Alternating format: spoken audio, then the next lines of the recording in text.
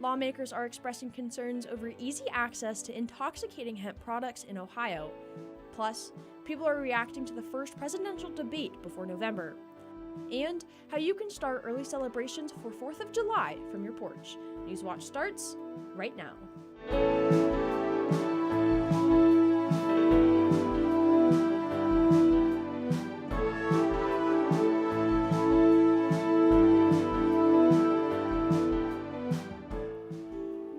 Efforts to regulate intoxicating hemp in Ohio appear to be stalled with the conclusion of this legislative session. Good evening, I'm Allison Patton, and welcome to Newswatch. The market for these products is booming, taking advantage of a legal loophole that leaves the industry largely unregulated. Newswatch reporter Donovan Varney has more. Yeah, Allison, right here I have a Delta 9 infused Rice Krispie treat that I bought from a store here in Athens. No ID required, no questions asked. As things stand now, anyone can buy these products. But Senate Bill 278 would impose regulations on an industry Ohio's governor says needs a little more oversight. Right now, hemp products like these can be found on shelves at your local gas station, store, or vape shop. The easy access to these products has some lawmakers and the governor worried as access to cannabis in Ohio expands. Governor DeWine has been really out front on this issue over the last several months, realizing what a threat it is to children because these products are not tested the same way that medical marijuana or adult use marijuana is going to be tested. Cannabis attorney Thomas Herron says hemp processors have found ways to create more potent products using a loophole in the 2018 Farm Bill that only regulates the amount of Delta 9 THC. What has happened over the years since the Farm Bill was passed is that hemp companies have begun producing other types of products that include other types of THC. Those types include Delta 8, Delta 10, and THCA. These strands coupled with Delta 9 make for more potent hemp products. Under current law, products can remain on shelves as long as their Delta 9 THC content doesn't exceed 0.3%. Senate Bill 278 aims to address this gray area in the existing law. The bill would restrict the age of purchase to 21 years old and expand the definition of intoxicating hemp product to include all other strands of THC, not just Delta 9. It creates a new code section that will essentially give the Department of Commerce and the Division of Cannabis Control the ability to regulate these products and impose rules for advertising, the sale. As of now, the bill is stuck in committee, and with the legislature out for the summer, it's not clear if efforts to increase regulations will become a reality. Ohio House Speaker Jason Stephens suggests addressing hemp products in its own bill, as opposed to including it in the much larger bill, Senate Bill 278. We'll keep you updated as things progress. Reporting for Newswatch, I'm Donovan Varney, live in studio. The Bailey's Trail System will be getting some improvements after the Outdoor Recreation Council of Appalachia received new funding. ORCA, the Council of Governments that runs the hiking and bicycle trails, received over $48,000 grant from the National Forest Foundation's Matching Awards program. About $42,000 will be used for trail improvement. This comes after ORCA didn't receive their due payment from Athens County or the City of Athens. The money will go toward repairing drainage issues on the trails and widening a little over 5 miles of them. The project work began a week ago. Ohio Attorney General Dave Yost is warning Ohioans of elders' vulnerability to financial exploitation. FBI statistics show that in 2023, people 60 and older lost a combined $3.4 billion to scams, with an average per victim loss of nearly $34,000. Some ways you can take care of your finances and elders around you is to designate someone you trust as your financial power of attorney, sign up for a service that tracks your bank accounts, investments, and credit cards, and stay in touch with older loved ones. For our first look at weather out there, currently in Athens, 91, a big warm up compared to yesterday. For other parts of the state, Lancaster 88, Zanesville 89, Parkersburg 91, same as here in Athens. It's been a warmer one out there, but it has been pretty nice out there. It's been feeling a little bit more seasonal. Our surface radar is showing that this high pressure system that we've been dealing with these last couple of days is making its way out and giving some potential for some rain this weekend. Our radar is showing that it is going right above Ohio. Some parts of Ohio are getting that rain right now. Toledo, very northern parts of the state, and it's brewing something for our Saturday. Our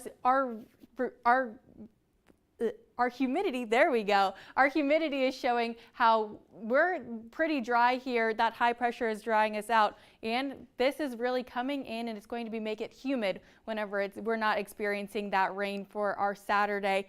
Tonight, that overnight low of 72, that chance of rain starting, and this weekend we're looking like it's going to be a rainy one. But to start off our work week, it is going to be pretty sunny. So definitely stick back with us to see just how much you're going to need that umbrella for your weekend. Thanks, Isabel. The name of the suspect killed by Cincinnati police after a stabbing incident has been released. Cincinnati police shot and killed 48-year-old Juan Mack following a pursuit yesterday. According to police, Mack allegedly stabbed a woman, then led officers on a chase that ended near the Cincinnati Music Hall. Police say Mack also had a gun and, during a standoff, was shot after ignoring multiple commands from police to put the weapon down. The stabbing victim is in critical condition at the hospital. Coming up, a look at some of the reactions from the first presidential debate of this year and how you can hydrate correctly this summer. We're going to have a rainy weekend. Just how much are you going to need that umbrella? Next on Newswatch. I'm an environmental educator. I have a degree in wildlife biology. I teach kids about nature and animals and wildlife. What we're trying to do is make the outdoors accessible. What is it like to be a person of color here in Denver? The crowd will tighten up just if you bring up being a person of color. And then they put their guns on the table. Yeah. Oh my God, that's a fish! That's a fish! Oh, we got one. Really. Tonight at 10 on WOUB. On Masterpiece. We get 15 million viewers a night. Action! Crossroads Motel. Miss Snow Gordon! All good things must come to an end. You're out. I practically invented daytime TV. Those men brought me down. You think I'd let them stop me? I've got plans. You're going to be a bigger star than ever. Watch me. Nolly on Masterpiece. Stream now with Passport on the PBS app. Let's start at the beginning, shall we? I can't wait. Back in the game, bringing the thunder, I'm making waves. People will be watching your every move. I can handle it. Let's go. So, what's your secret? Things are starting to move in the right direction. I'm coming. Tell us everything. Are you ready for more? Just getting started. Locked on the target. Are you ready for more? No one is going to tell me who I can or can't be. Troubles, honey? Like you wouldn't believe. Hop in. Every day, I see the evidence of all that love can do. Whatever happens, we'll be together. There's nowhere else in the world I'd rather be. This was perfect.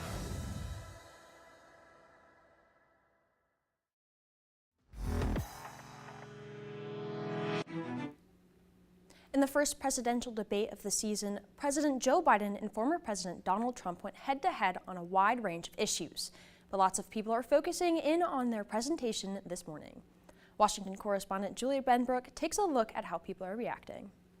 It's the first time a sitting president and a former president have debated. The whole world is blowing up under him. Never heard so much malarkey in my whole life. President Joe Biden and former President Donald Trump sparred over the economy, immigration, foreign policy, and more. But Biden missed several opportunities to fact-check Trump and counter him on issues like abortion, where Democrats have an edge among voters. Republicans now looking to capitalize on Biden's shaky moments. President Biden is not up to the job. According to a CNN flash poll, 67% of debate watchers said Trump had a better performance. Some Democratic officials are privately expressing concerns. I think there's a lot of people who are going to want to see him consider taking a different course now. We're still far from our convention. But top Democrats have jumped to the president's defense. I will never turn my back on President Biden. We're going to double down in the next few months. We're going to win this election. While Vice President Kamala Harris admitted that Biden got off to a, quote, slow start, she urged voters to look at what the administration has accomplished. I'm not going to spend all night with you talking about the last 90 minutes Well, when I've been watching the last 3.5 years of performance. These two are set to meet again on the debate stage. Before Thursday's debate, Biden and Trump had already agreed to a second one on September 10th, hosted by ABC. Reporting in Atlanta, I'm Julia Benbrook.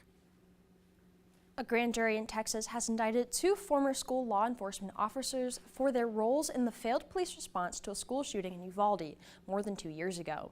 Laura Aguirre brings us more. We're all happy that at least 2 officers were indicted. Jesse Rizzo lost his niece when she, along with 18 classmates and 2 teachers, were killed at Robb Elementary in Uvalde, Texas. On Thursday, former Uvalde School District Police Chief Pete Arredondo and former school police officer Adrian Gonzalez became the first 2 officers indicted for their roles in the botched law enforcement response that day in May of 2022. They have to accept the fact that they failed on it.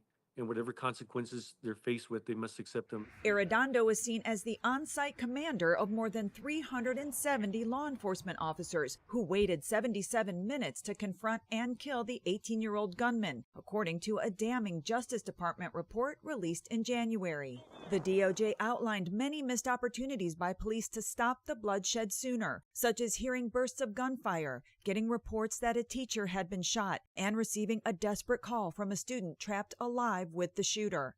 Texas authorities confirmed that Arredondo turned himself in Thursday. He was booked on 10 counts of child endangerment and known criminal negligence, according to jail records, before being released on bond. Both he and Gonzalez face felony charges of abandoning and endangering a child, Uvalde's district attorney told local media there. Rizzo says the indictments bring some peace, but more needs to be done. In order to bring closure, you would want all the officers that failed to respond appropriately. You would want them to be held accountable in an equal way. I'm Laura Aguirre reporting. The Supreme Court says cities can ticket homeless people for sleeping outside.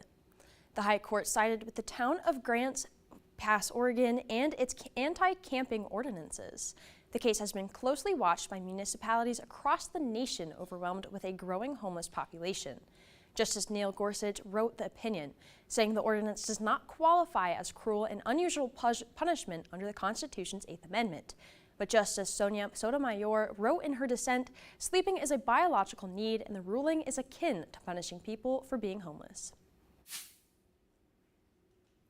For our full look at weather tonight, we're going to have that overnight low of 72, a lot warmer than we were dealing with last night. That 30% chance of thunderstorms, those are just going to be some clouds until about that 5 a.m. hour. Your Friday night plans are going to be clear, maybe a little cloudy, a little sticky as we go later into the night. But if you're outside during this Friday night, don't be worried about this chance of thunderstorms. Tomorrow morning, that is whenever this warm front is making its way through, and we're going to be starting to see the little blips of rain in our forecast. In between about this time, about 6 a.m. and this time tomorrow, that's whenever the bulk of the storm is making its way through. At about that 4 o'clock hour until about 10 o'clock, there will be some isolated thunderstorms and some spotty showers in our forecast. We are under that slight number 2 out of 5 scale of thunderstorms. There's some isolated storms, going to have a little bit of that chance for some higher winds, some thunder, some lightning in our forecast. So if you're heading outside for your Saturday, definitely make sure that you're being weather aware out there. For tomorrow, that 80% chance of showers, that high of 89. It is going to be cooler than today from that cloud cover, but it's going to be a sticky 89. Anytime it's not raining, it's going to be humid in that low of 70.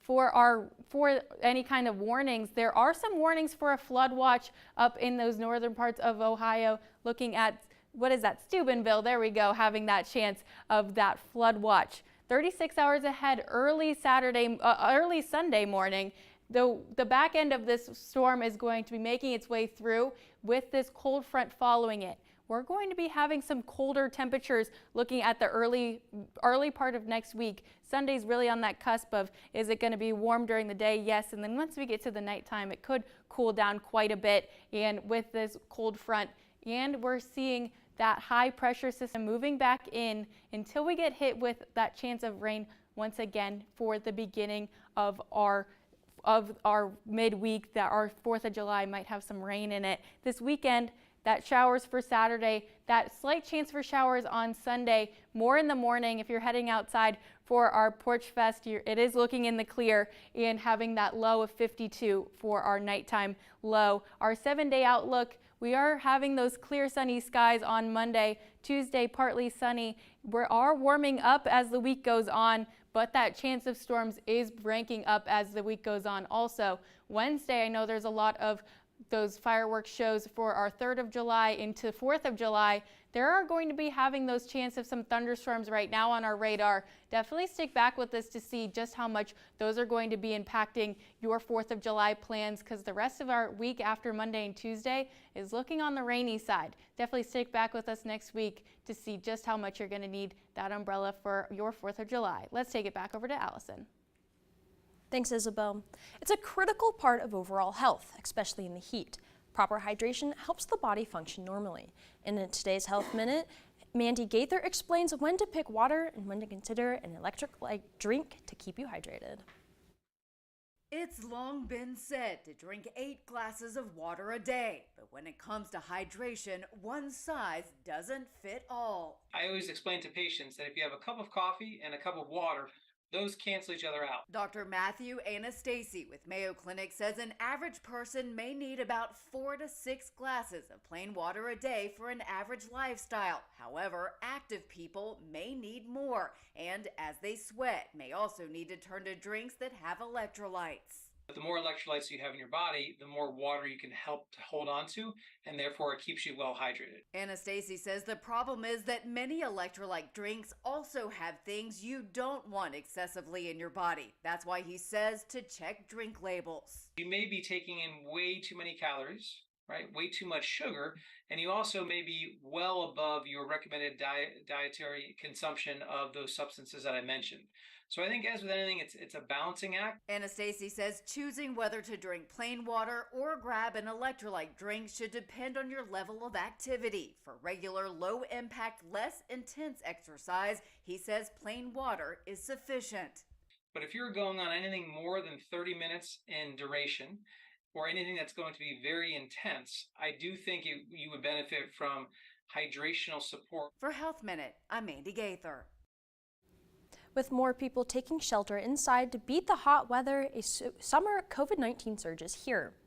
For weeks, cases have been rising in at least 38 states, particularly in the West and South, according to data from the CDC. Hospitalizations and deaths are also ticking up. Over the past few months, the variant that drove the winter surge has been overtaken by newer offshoots. The CDC says 2 of these new variants now account for more than half of the infections in the U.S.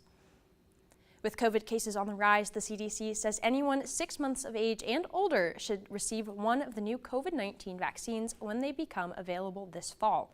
Updated vaccines give targeted protection from a virus and immunity from a previous shot or infection decreases over time. The CDC says people who got the last COVID-19 vaccine had increased protection against hospital visits compared with people who had no shot. The Affordable Care Act requires insurers, including Medicare and Medicaid, to pay for vaccines recommended by the advisory committee at no cost to the patient. In a break for U.S. consumers, prices didn't rise in May. This marks the first time since November Americans have been spared from the rise in costs and instead boosted their spending and their savings. An inflation gauge closely watched by the Federal Reserve went down to 2.6% in May, edging closer to the Fed's 2% target. The Commerce Department also found an uptick in consumer spending. While restaurant goers were pulling back on eating out, transportation and recreation spending did increase. Next ahead, how you can spend time on your porch in an Athens neighborhood this weekend. And for the latest from Newswatch, follow us on X, formerly Twitter, Instagram, and YouTube. For more than 70 years, WOUB Public Media has been the place where people in our region turn to learn how stories of the past ignite the imagination of the future. It's where information, entertainment, and education work together to inform, enlighten, and inspire generations. It's the place where the community gathers to hear and see our world in new and innovative ways. WOUB, the public media you trust that's worthy of your support. This November's election will be critical. We will be electing a new president, a new Congress, and scores of state and local leaders. We'll be asked to approve initiatives from abortion to taxes to education. Do you know what's at stake? Will your voice be heard? Many states have made changes on where, when, and how you can vote. To find out what's on your ballot and what you need to know to make sure your vote is counted, go to pbs.org/preservingdemocracy. This July 4th, join me, Alfonso Ribeiro, as I'm back to host America's National Independence Day celebration, A Capital 4. With Smokey Robinson, Sheila E., Fantasia, Darren Criss, Chloe Flower, Fitz and the Tantrums, Lauren Allred, Sean Johnson East, Sister Sledge featuring Legendary, and the greatest live fireworks display in the USA. Live from the U.S. Capitol, it's A Capital 4. Thursday at 8 on WOUB.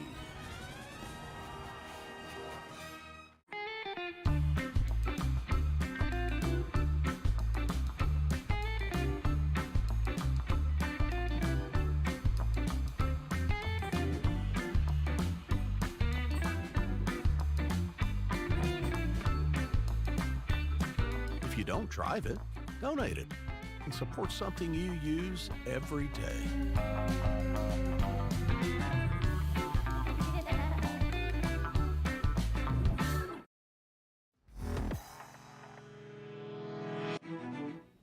This Sunday, a free event showcasing local musicians will be coming to porches across Athens. The inaugural Near East Side neighborhood Athens Porch Fest will feature over 20 local bands. We are now joined by Porch Fest organizer Rob DeLocke to give us more information. So tell me, what is Porch Fest? So Porch Fest is a sort of informal music festival. The first one was held in 2007 in Ithaca, New York. They came up with the idea, and there's now over 200 that are being organized, at least that many being organized around the country. There's never been one in Athens before, though.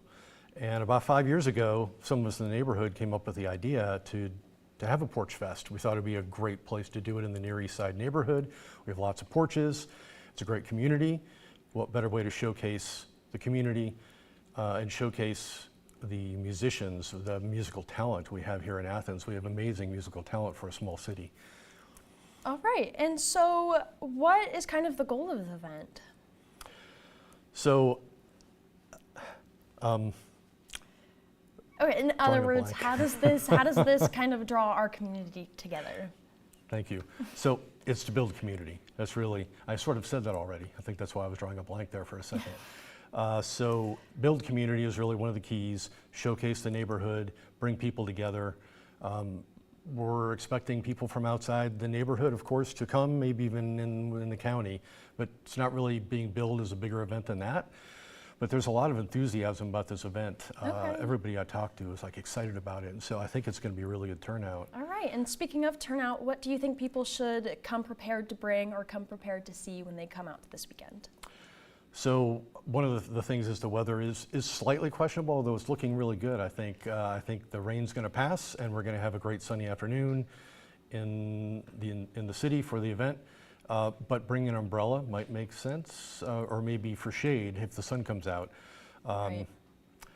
So there's going to be kids' activities in the event, so children are welcome. You can bring your kids to listen to music, or you can stop at the kids' area. We're going to have the Crafty Arts Bus, a bouncy house, and free Kona ice for the kids, not for adults. Darn, I was really looking forward to some Kona ice. All right, well, I mean, if it's supposed to rain this weekend, do you think people can take shelter under some porches? Well, the bands can do that. I'm not sure if there's room on all the porches for all the people there to see them. Okay. So that's why an umbrella might be a good idea if it does look like it could rain. But the event is rain or shine, so we're not canceling it due to weather. A couple other things to keep in mind are there's food that's available in the neighborhood. So we have Dr. May's Kaiser's Barbecue, which is where the event is starting. Avalanche Pizza is going to be selling slices and things like that. So there's food available in the neighborhood, plus Bagel Street at Jackie O's Tap Room. Well, sounds like a great event. Thank you so much for joining us. For more coverage and a map of participating porches, head over to the culture section of our website. Still ahead, it may be like father, like son during the upcoming NBA season for this historic duo. But first, here's a look at what's coming up tonight on your public television station.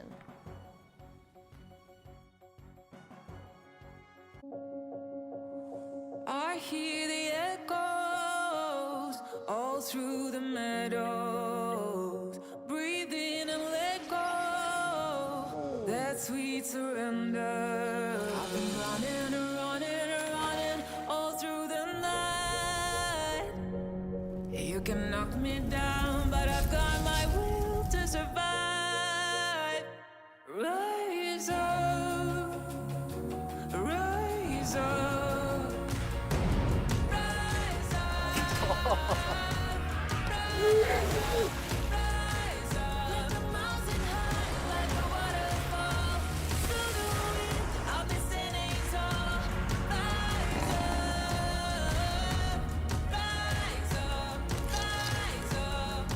Together, we can make real change happen. On The Great American Recipe, create a special dish that always brings a smile to your loved one's face. What are we making? I'm making crab cakes for my babe. This was the first dish that I made for my wife. We're married now, so. Looks really dry. Where's your oil? Let's try to get more hydration. I gotta keep an eye on time. It's a moment of truth. Hope and pray to the pressure cooker god, you know? Monday at 9 on WOUB. We are entertainers first. That's my stage. There were some anger issues. You cannot be serious! If you say sex god, I hope I was popular for my tennis. She made women believe that they are equal to men. Tennis was absolutely massive.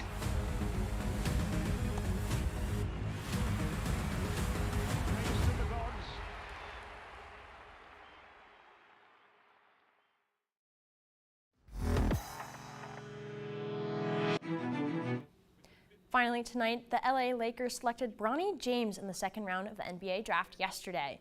The eldest son of the Lakers star was taken with the 55th pick overall out of the University of Southern California.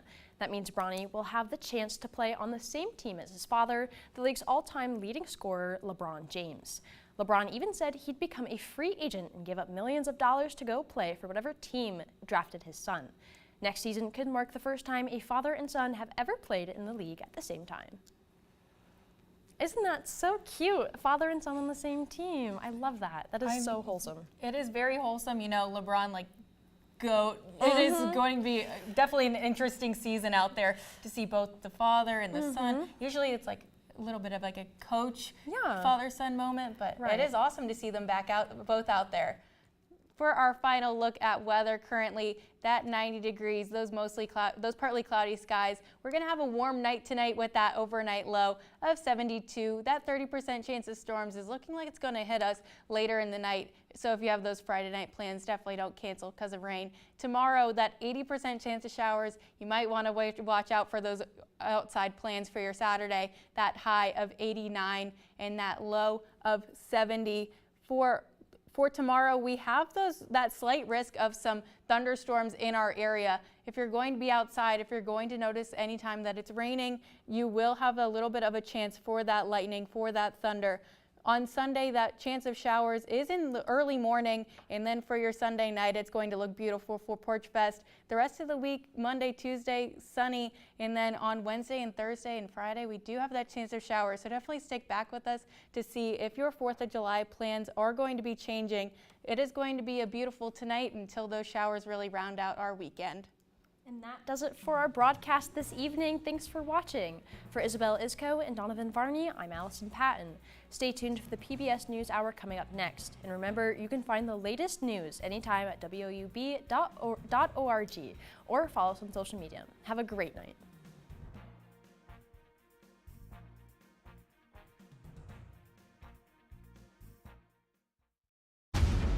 It's our only home.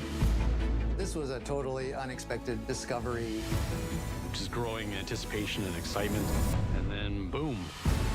It's not just about coral reefs, it's about